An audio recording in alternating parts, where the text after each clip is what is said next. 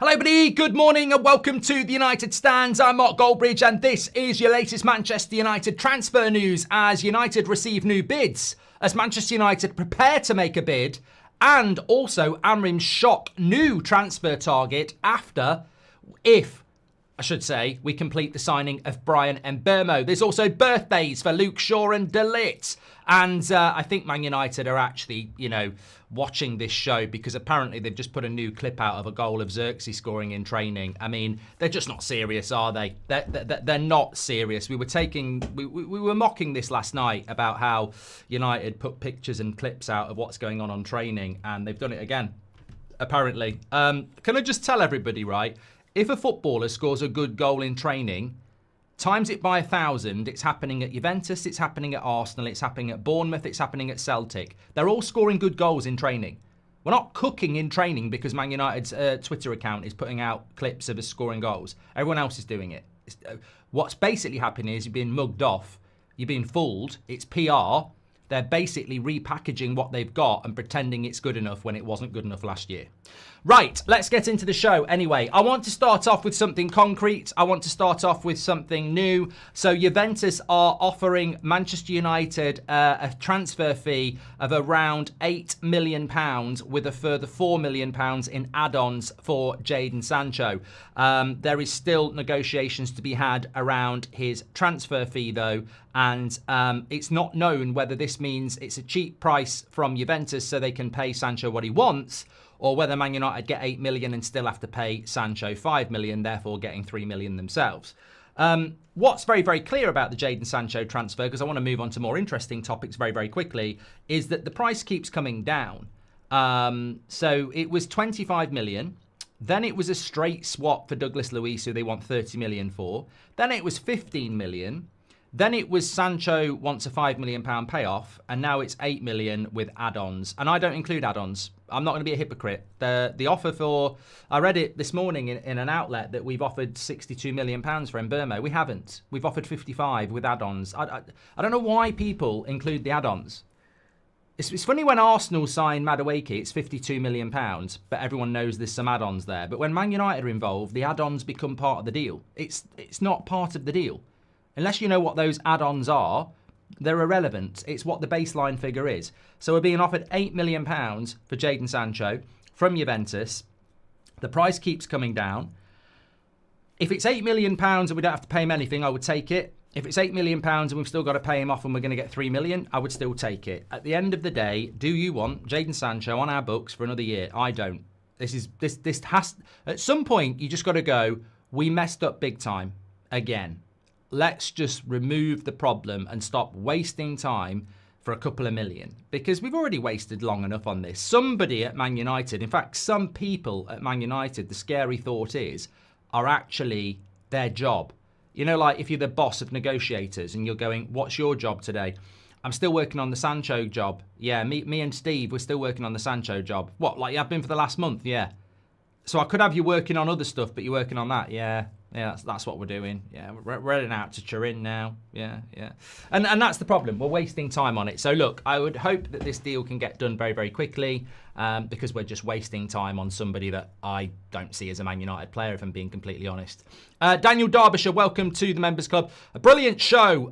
Mark, big up the United Stand. Hey, mate, Tusha, the 8 o'clock shows are legendary. I was watching last night's show back again a little bit this morning with a coffee, and I'm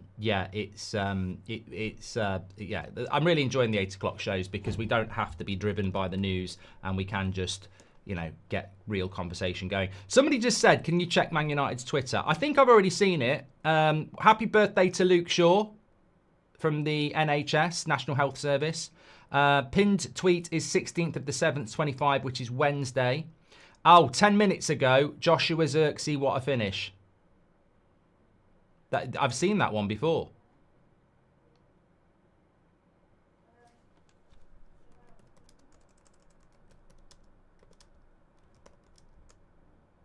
I'll wind them up.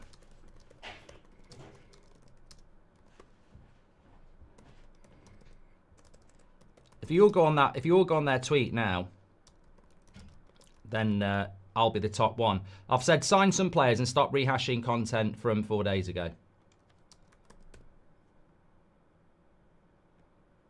repurposing. If you're not watching live, just go to Man United's Twitter account. You'll see the goal. That's 4 days old as well. I've seen that goal already. And he's not being marked by a defender. And you'd never do it in a real game. They'll block you. I've been trying to get him to block me for years, mate. They won't do it because then I can go unblocked. Anyway, moving on. Let's talk about the situation with... where should we go next? Should we go Gyokeres or should we go midfielder? We'll go midfielder because there's more to it. So basically... This is in the Manchester Evening News this morning. Manchester United obviously talking about the Mbeumo bid.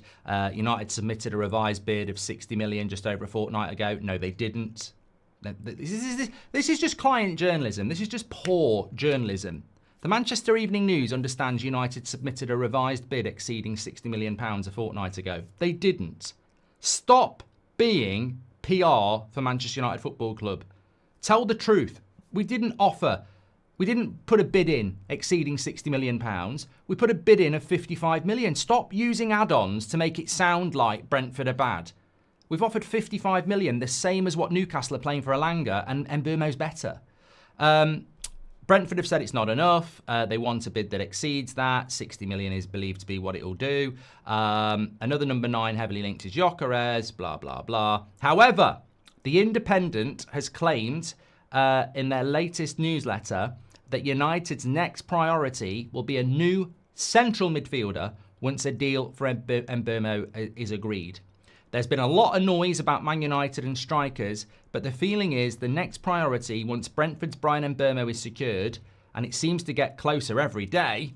Yeah, I'm kind of just pick up on that. I genuinely would just want to share that feeling. And I'm sure we can all hold hands virtually around the world through the internet here. I can't move my other hand in. Why am I moving that one? I can't figure this out when I'm looking at the screen. What am I doing with my hand? This one. There we go. I can't do it. I couldn't figure it out. I was moving the other one back in. Let's hold hands around the world because I think we can all agree that every day we feel like we're getting closer to Bryan Mbeumo signing for Manchester United. Every day for the last 50, I feel like I'm getting closer. I do not feel like it's getting... I'm being sarcastic. Look it up.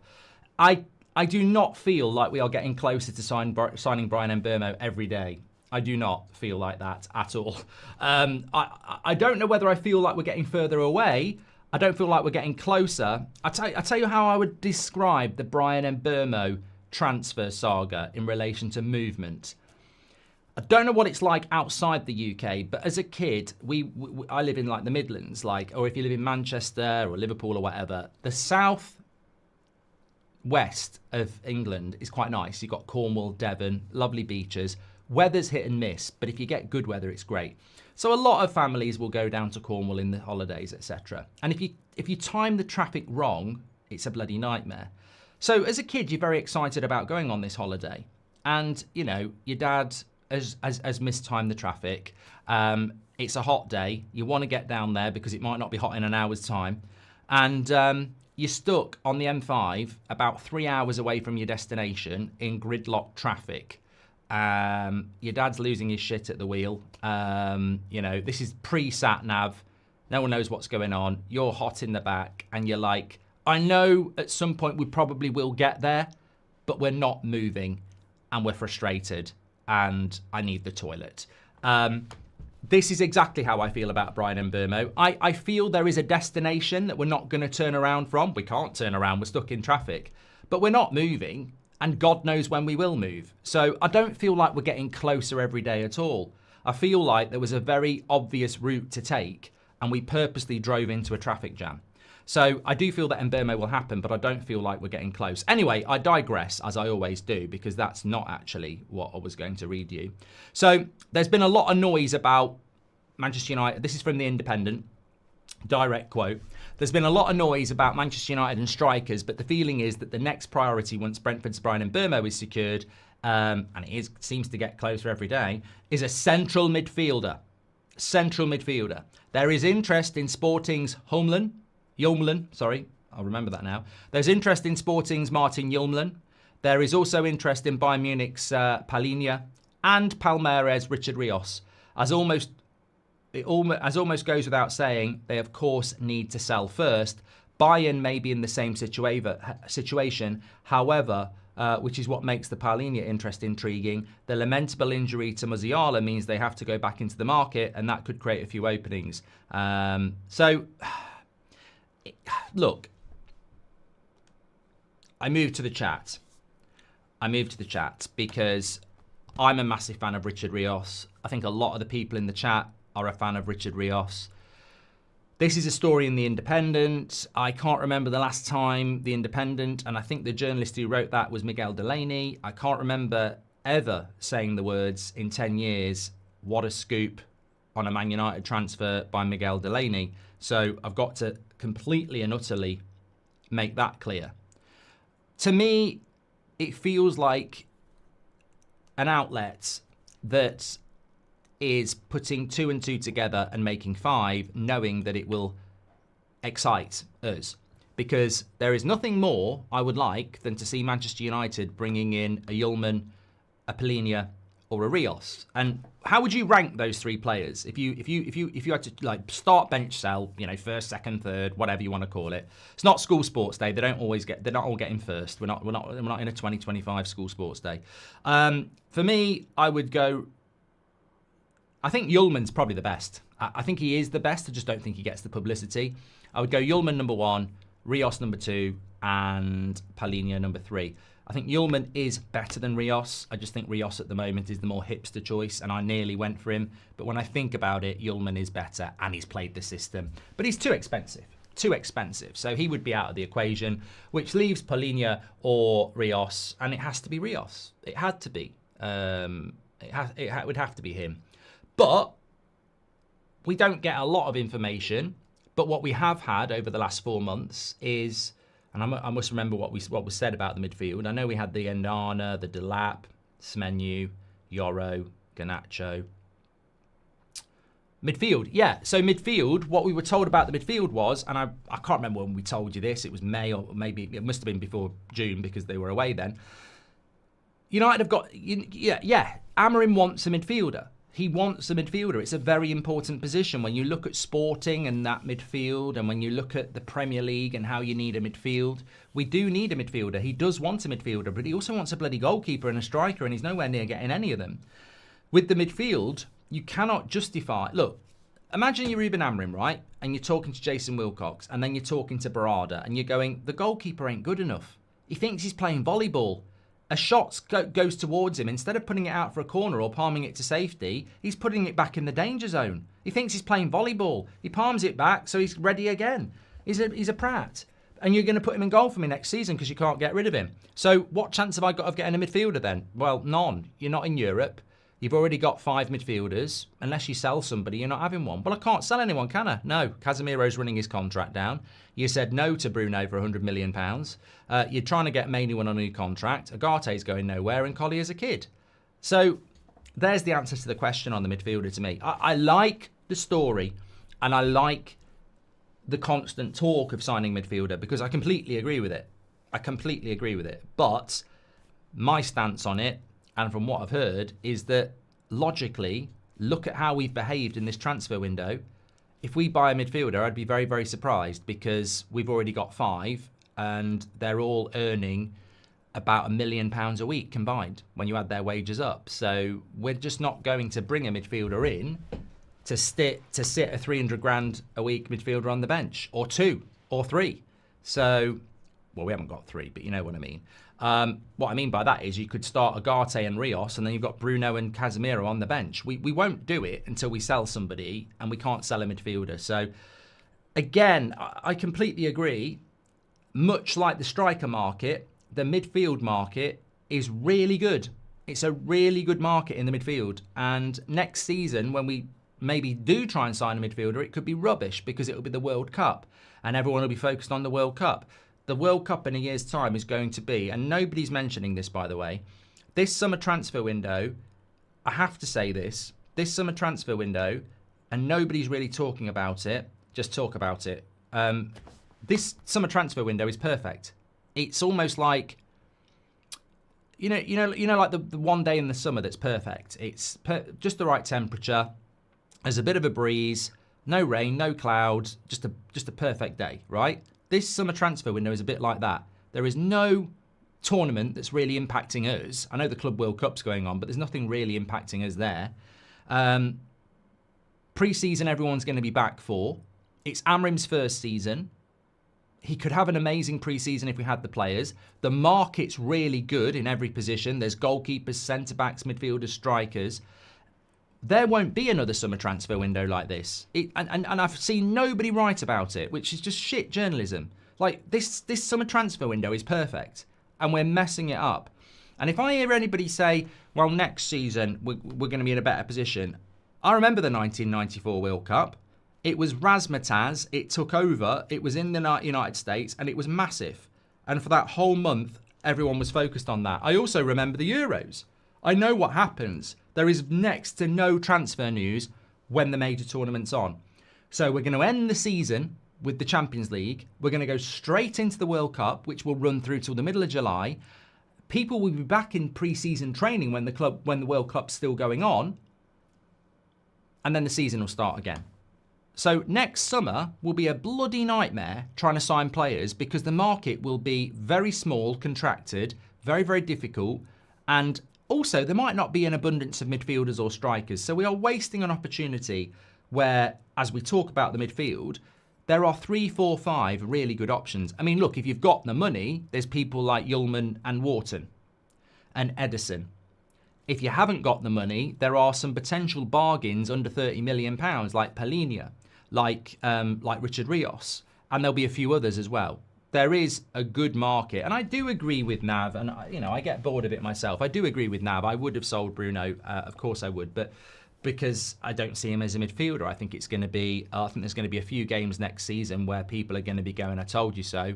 And look, how costly will that be to Amorim when we're playing games against teams with a good midfield and we're getting overrun?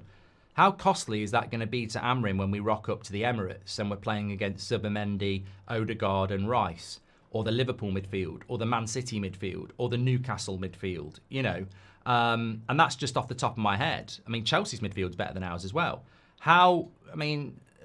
It's not going to take long before you're looking at half of the games in an entire season and going, I think our midfield's going to struggle with Bruno in it. So, look, I hope he's going to prove us all wrong.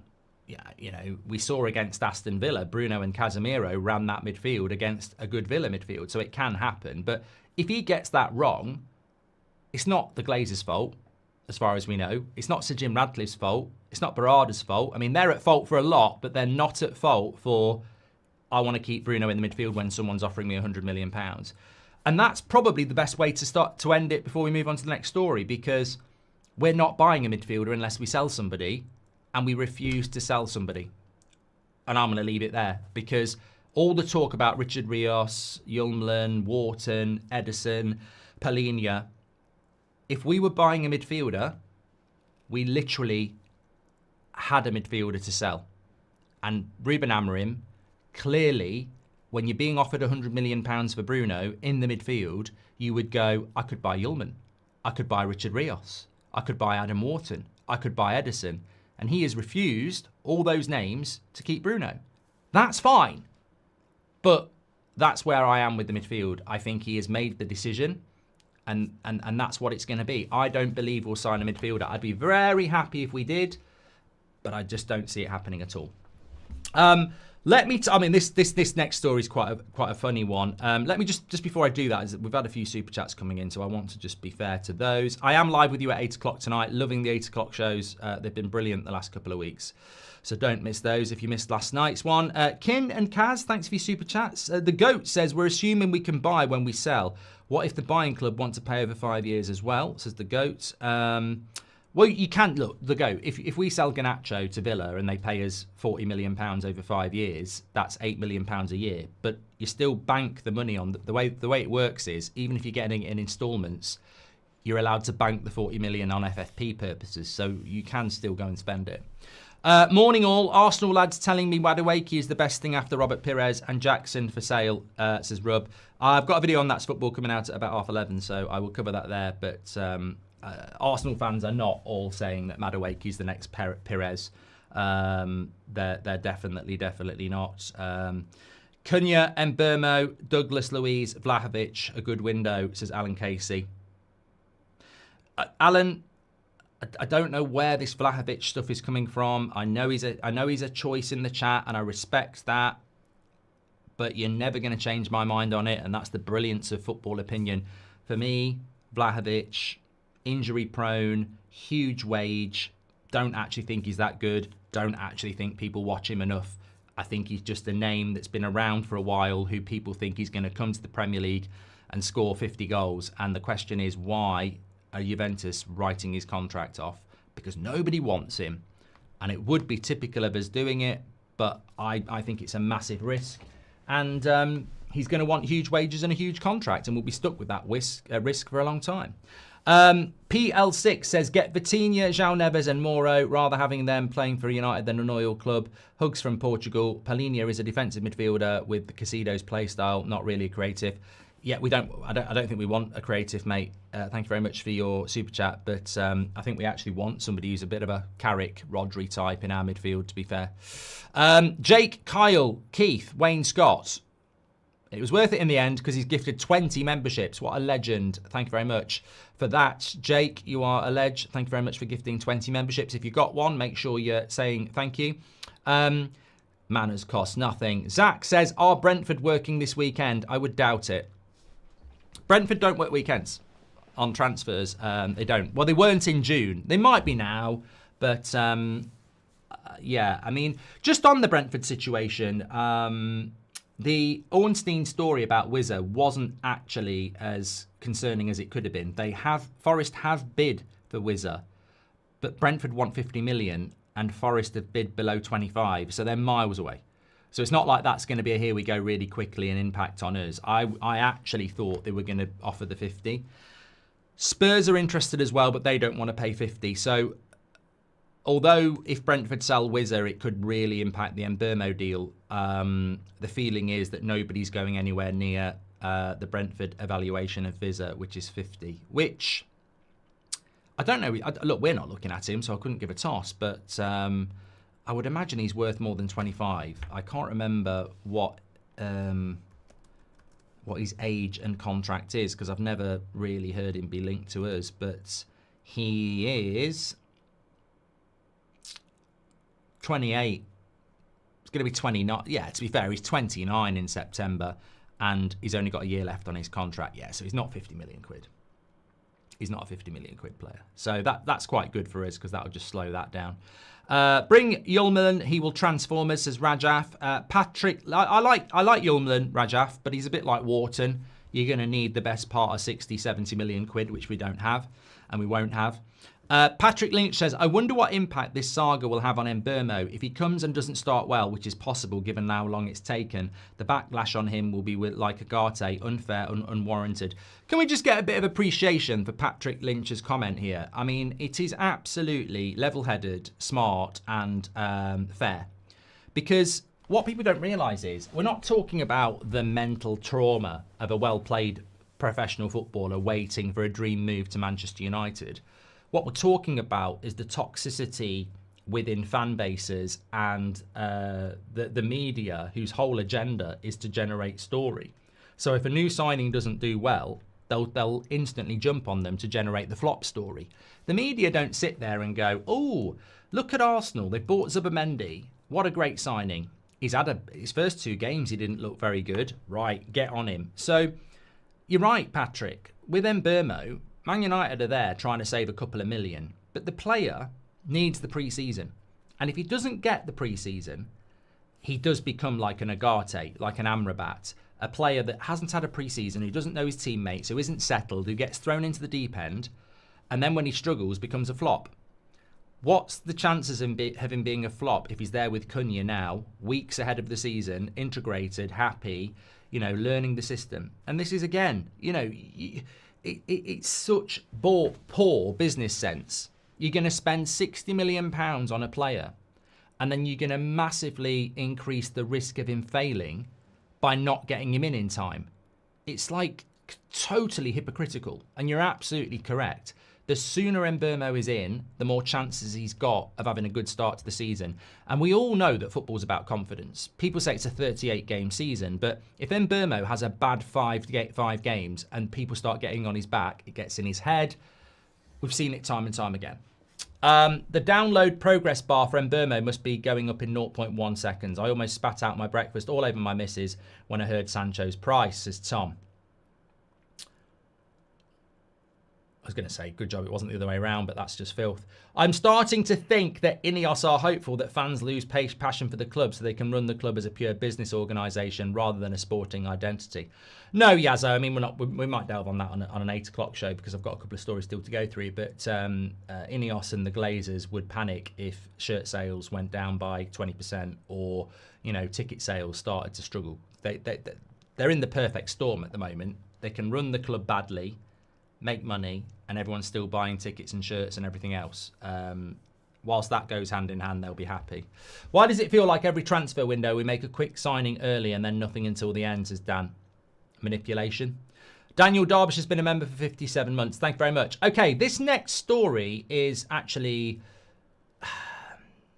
it's quite interesting, actually, because... I've had 1,000 likes on my reply to Man United's tweet.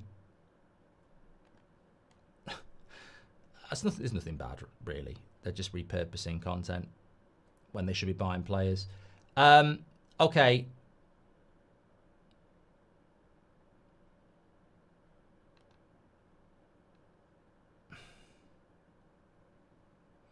can't believe I've just read on social media.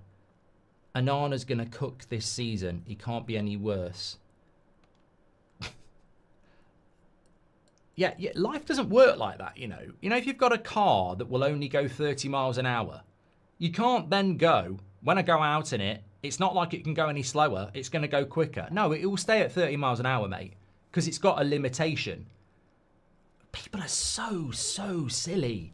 He can't be any worse, so I think he's going to have a worldie. Well, he might not be any worse, but what makes you think he can be any better? Like, he is what he is. He's not going to start. He's not going to suddenly cook because he had a bad season. He'll just do the same again. Oh dear.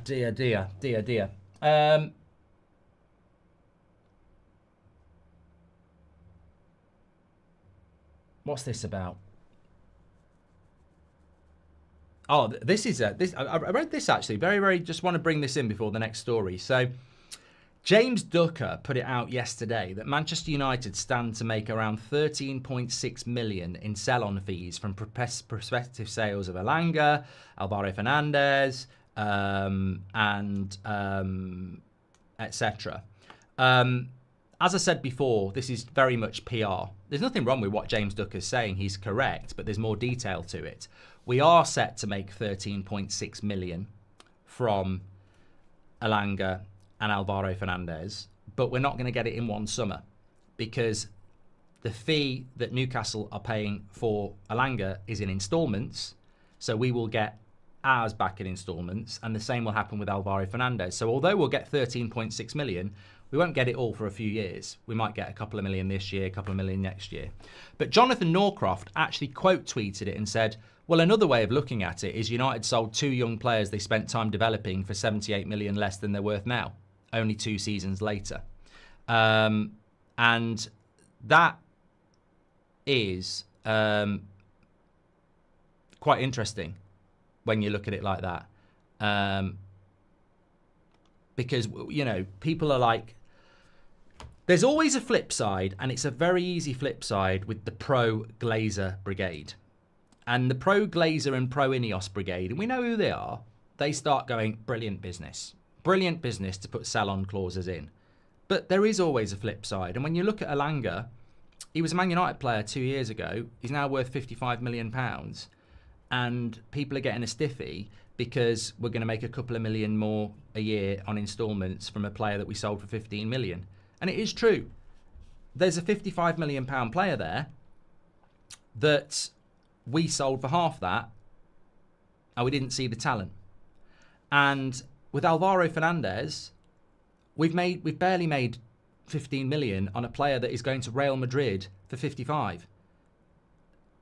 So I sort of agree. I'm like, we're acting like we're Brighton. Oh no, Stoke.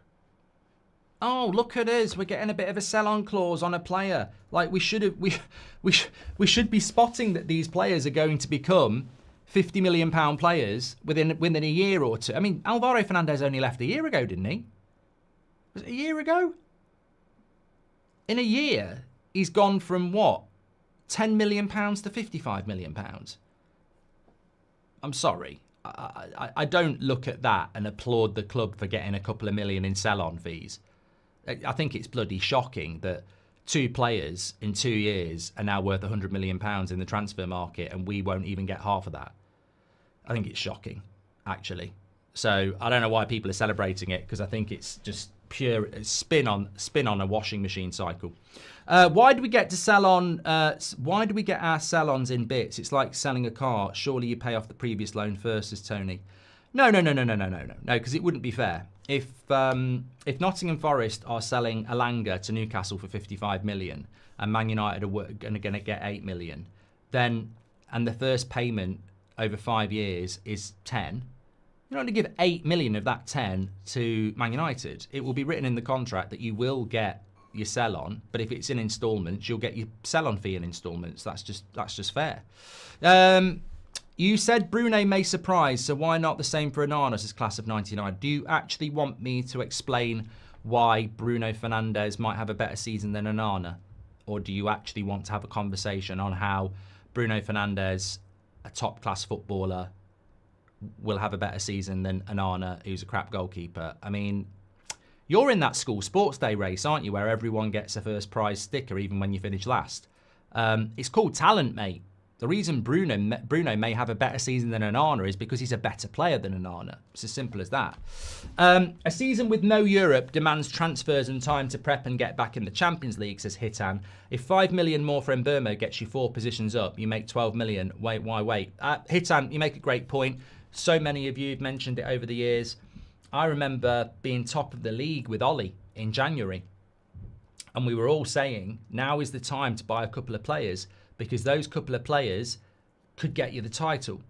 How many times have we been on the edge of top 4 and not bought in January? And people have said, but if we buy a couple of players, it could get us in the top 4, which earns us another 70, 80 million pounds. United never look at it like that because they want to bank the money before they spend the money. They're not speculative spenders like Chelsea. So if Chelsea were 5th and they weren't scoring enough goals in January, Bowley would go and find a way to sell a hotel or a women's team and get a striker, knowing that if that striker scores more goals and makes the team better, they'll be in the Champions League. Man United would say, we don't like to do business in January, we'll wait till the summer. Then we finish 7th, we're not in Europe. It's a very, very good point, Hitton, but it's a very, very easy answer that we have owners that shouldn't be managing football clubs, because football is about risk. You look at Sir Alex Ferguson in that 99 final in the Nou Camp, we're losing, and it's like, forget the defence, we're going for it. Because we may as well lose 2-0 than lose 1-0, and we might overpower them and get a goal. Manchester United Football Club is built on risk. It's how we play the game. Unfortunately, we've got owners that don't take risks. So it's completely contradictory to what we actually are as a football club. And that's why we struggle as fans, because we haven't got owners that will go, well, if we spend a little bit more for this striker who might score 20 goals, that's surely going to put us in the top 5, which puts us in the Champions League, which earns 100 million quid. But they don't think like that. They don't think like that. Marlowe says, can we talk more about the fact that they, for the first half, the workforce, just to throw money at a shady 1-star reviewed American consulting firm? The whole thing about United is very shady. Good point, Marlowe. Harry says, it's my 22nd birthday today. Love the channel. Wish you well. Have a pint on me. Happy birthday, Harry. Hope you're having a good one. It's a lovely hot day in the UK, but you might not be there. But whatever you're doing, hope you have a good one. Stephen Barnum says, so annoyed with these owners. I'd almost like Amorim to quit in August.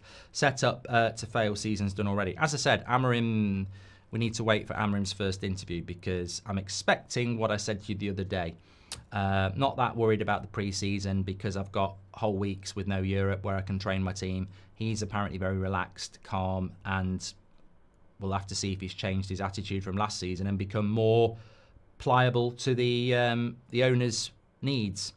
William, welcome to the Members Club. Malik says you'll also get World Cup inflation coming up. This is the one market where players are actually worth the price. And St. Jim Radcliffe wants to make a statement, for fuck's sake.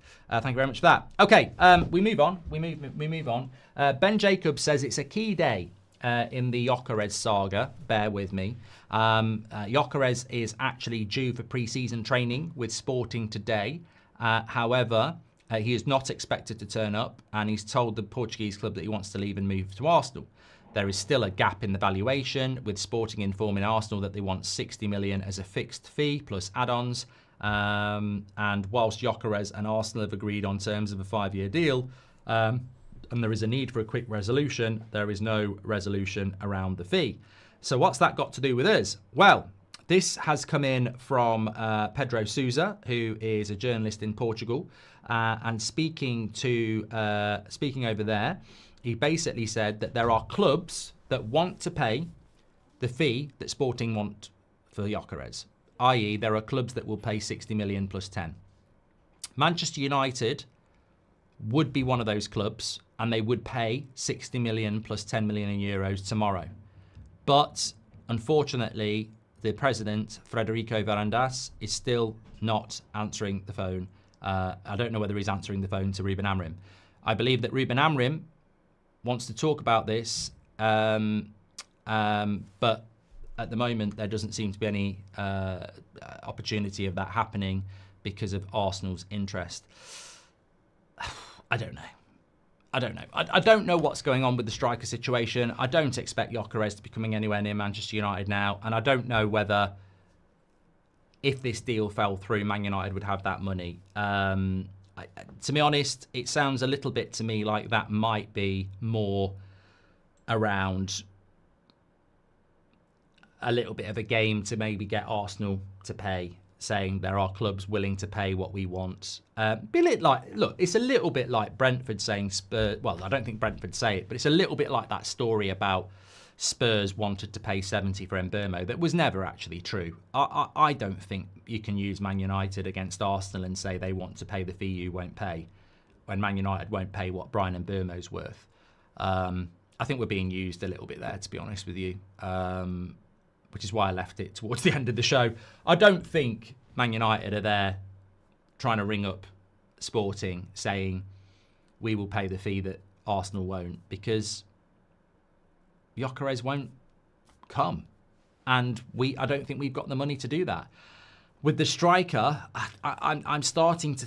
Look, as I said to you last night, it's worth watching the show last night if you didn't see it. There's two fundamentals for me at the moment. One, I feel utterly depressed and fed up with the football club. And two, I just think we've got people who run the football club who just don't care. They're not passionate. They're not relentless. They're not risk takers. They're just a terrible fit for this football club. So when people talk to me about strikers, I literally just sit here and go, "What do you want me to say? We need a striker," and I'm starting to think we won't get one. And I'm starting to think the striker we get, I'd rather we didn't get one, because I don't want Callum Wilson. I don't want Calvert-Lewin. I don't want Vlahovic. And some people will say, well, they're better than nothing. But no, I don't think they are. Would we have been better off with nothing instead of Jadon Sancho? Yes. We might not have thought so at the time, but we would have been better off with nothing, because he's contributed nothing and he's taken a lot. Now, I know I'd be arguing with myself when we bought Sancho. If the voice of reason bridge came back from the future and said, you're better off with nothing than signing Sancho, I'd be like, I've got T-shirts with 90% on. But we'd have been better off with nothing over Sancho. He's been an absolute waste of time. And there are other players like that as well. So I don't actually agree that we're better off with Calvert-Lewin than nothing. I actually think you're better off with nothing sometimes.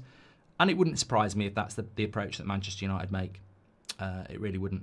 Let us never forget that Nice fans tried to warn us about Ineos and their transfer strategy in the summer. Yes, Z3 Music official, but people didn't want to listen because there's absolute morons out there that were telling us Ineos will have the Glazers out by 2026.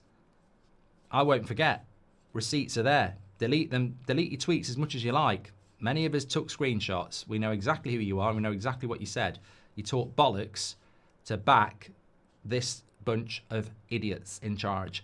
CW Evans, welcome to the Members Club. Thank you very much for supporting us. Could a deal with Wizza happen? He had 19 goals last season and he's almost out of contract. Maybe offer 90 for both him and Mbeumo, says Edward. I don't think United have ever been in for Wizza, if I'm being honest with you. I've never heard anything of I mean, I've seen stories, but nothing of, credibility. Mess up their regeneration project and they'll listen to fans again, says Adrian. Well, I don't think we can mess up their regeneration project, because if I was Qatar, I'd have bought all that land around Man United weeks ago, months ago, years ago. I mean, the incredible thing is, I don't know who was advising the Qatari bid, and maybe they just thought they would win because they had the money. But that document from the Glazers went into Trafford Council in 2017, and it's literally the regeneration project we can see now. So the Glazers were planning this regeneration project in 2017. And obviously, the reason they've worked with Sir Jim is because Sir Jim's got the contacts in government to make it happen. But if the Qataris had done their, scrutiny and their homework, they'd have seen that regeneration project and gone, if we can buy up some of that land, that takes away the Glazers' incentive to stay because they can't do it. But I don't think they realised, and I don't think they thought they were going to lose. And people say they won't sell. Not all the land in the regeneration project is Man United's. In fact, very, very small area of it is. A lot of it is owned by individual companies. So it's not government land, and it's not all Man United land. We did a video on it a few months ago. It's quite a large area around Old Trafford. We own our bit. We own a little bit where all the flats are going to go. But the rest of it is private companies and all sorts. So the government can't stop you buying that. And that's, in hindsight, I think what Qatar should have done. They should have bought a load of that land strategically. But I think they thought they were going to win without doing that. There we go. Could that land be bought now? It could be bought now. I don't think it's locked into any agreement with anybody. It could be bought now, but you'd need to be a very rich person to do it, and your motivation would have to be to stop the Glazers and the government doing that regeneration project. And also, let's not forget, there is some. I'm working way above my payroll here because I know it's happened where my brother-in-law lives. There is compulsory purchase that the government can do. They can forcefully take land, I think, as well. So, yeah, I don't even know if you bought it, whether the government could say, well, you've got to sell it to us because we're building this thing around it. So I don't know. We're just spitballing here. 100% he'll be a United player. Arsenal is a smokescreen for United to act quickly. Arsenal splash 50 million for a backup and negotiating over 5 million for the difference, says Rick with it. Hi, Mark. Is it still possible for Ineos and the Glazers to sell Manchester United's Karan? I wouldn't have thought so, no. I wouldn't have thought so. Thank you, everybody, for watching. I'm looking forward to the 8 o'clock show tonight. Obviously, it's a Saturday. I'll only do anything else if something else happens because it's a Saturday. I do fancy like having a little bit of a break. But if anything happens, we will go live. We're definitely live at 8 o'clock. I've got a That's Football video going up very soon as well. Have a great day. Stay safe. Thank you for all your brilliant comments again. Really enjoying the conversation in a time which is just very frustrating, I know. Take care, stay safe, and I'll speak to you all in a bit.